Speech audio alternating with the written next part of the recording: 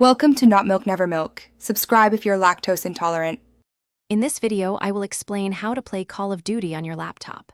First, you absolutely must confirm your laptop's hardware meets the game's minimum system requirements.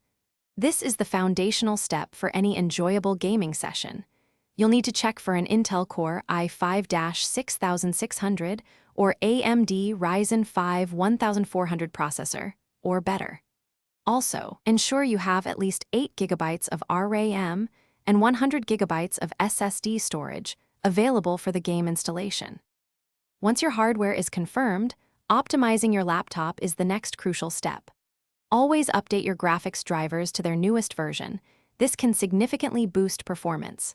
Next, close any applications running in the background that aren't essential, as they consume valuable system resources. Finally, fine-tune your in-game graphics settings, perhaps lowering shadows or textures, to achieve a smooth and consistent frame rate. A stable network connection is vital for online multiplayer. Always opt for a wired Ethernet connection over Wi-Fi to minimize latency and avoid disconnects. For better control and comfort, consider investing in an external gaming mouse and keyboard.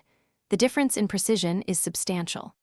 Also, always play with your laptop plugged into its power adapter to ensure it operates at maximum performance, preventing any power-saving throttles.